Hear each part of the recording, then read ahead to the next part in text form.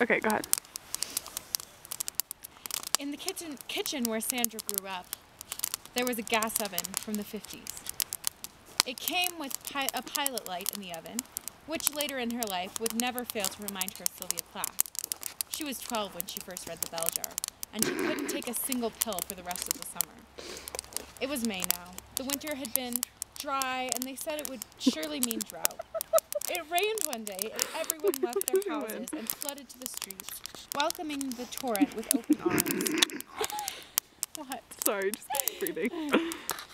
She wore her rain jacket to work, one of the few times she had done so in the past year. The office was off Melbourne Street. Oh, it's so hard to read this. It was on the 4th floor of a renovated warehouse, and she had finally gotten a small office of her own after 3 years. It wasn't much, but she decorated it to the best of her ability and set to work so as not to prove them wrong. So as to make up for her somewhat irregular arrival there, which her co-workers had been none too pleased about.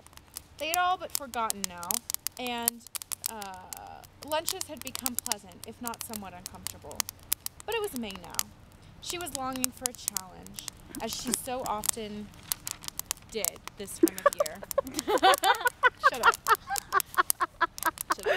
As she so often did. Okay. She began wanting them, she began wanting things, like to be able to run for more than 2 miles without stopping, to eat less carbs and more protein, to make better use of her free time, and maybe even stop paying for cable, to meet somebody. But didn't she always say that? What was so wrong with being free, independent, self-sufficient young woman? Nothing, she supposed, except for maybe the aching feeling in her fingers when she read aloud to herself in Italian to practice her pronunciation, or the itch that stayed on her lips when she ate an involved dinner by herself. But today was a Friday, and she left work early. At home, she threw off her shoes and pulled open her laptop. She scrolled through her Twitter and email, and finally her Pinterest. On the latter was a majestic photograph of a forgotten lake in the Hayden Valley. When she clicked on it, she found a map with the trail, which looked to be about 7 miles round trip. If she left tonight, she could camp near the trailhead and hike in the next day. She called her brother to tell him where she was going, and that if he didn't hear back from her by Monday, to call somebody. She arrived after dark. The moon was cresting over a peak in the distance. The camping spot she found was small, but private. Her one-man tent fit nicely near the table, and she didn't even bother making dinner, choosing to eat a banana and some trail mix instead. She realized this might not be the best idea in the tent, but figured it was okay to bend the rules this one time. She went to bed with her hands gripping the sleeping bag around her neck. She had doubled up on pads to save her back and brought 2 pillows just to be safe. Cuddled up like this, she drifted off quickly to sleep. Soon, her dreams took over and her mind began to play tricks. She dreamt of convoluted bears and rising rivers. Convoluted bears. Each dream teeming with sounds, the most prevalent of which was that of something sniffing her, its nose wet and close to her cheek. At one point, she decided to roll over. Her elbow was seizing up from being bent for so long, and she figured she would try sleeping on her side. She stopped mid-roll and seized up. But it was only her dream, lingering.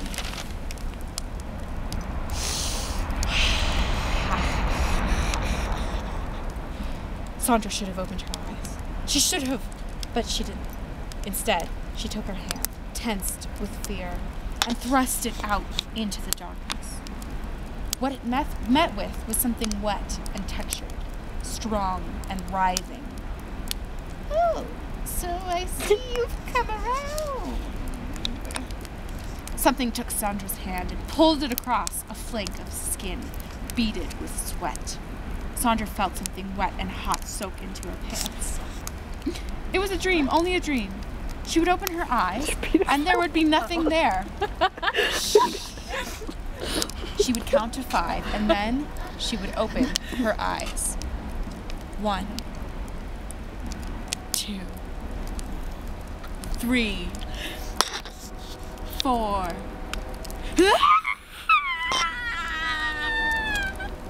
Oh, my dear. Don't be so frightened. It's all you've ever wanted, isn't it? To not be alone. To have someone to warm you up. To touch your hand to another's tongue. I knew it.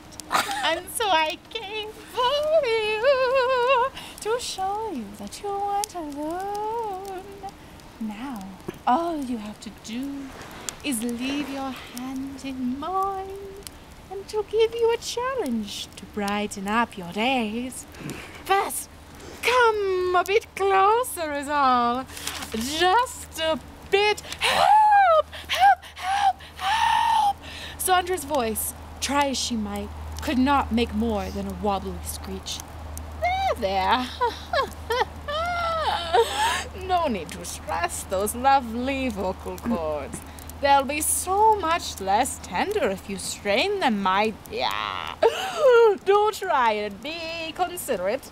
You don't want me to be chipping a tooth now, do you? Get off of me! With all her force, she mustered. Sandra heaved against the thin, naked body beside her. It was hard. Its muscles contracted. And she kicked at it. She kicked at the tent as she pushed. Her mind worked 1,000 miles a second, thinking up strategies for unzipping the tent, trying to remember where she had placed the pocket knife, considering how helpful a lunge for the whistle might be. Don't tempt me, the voice said now, rising in anger. At last, Sandra freed a hand for enough time to grab her flashlight, which she swung forcefully in the direction of the voice. After hitting something hard, she scrambled out of her bag and unzipped the tent. Just outside of it, she spied the gas can, just as she reached for it. 2 hands yanked her back around the waist. Nearly falling, she used the full force of her adrenaline to run forward against the pull of his hands.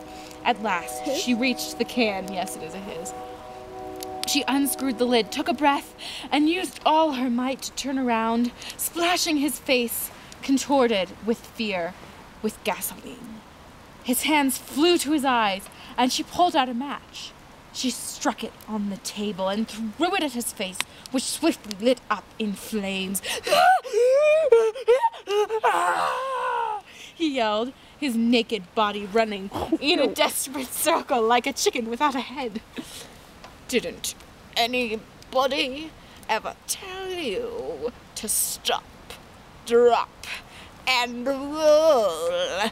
A smoky voice said from behind. It was a bear, and it ate her. The end. Well done, old chip.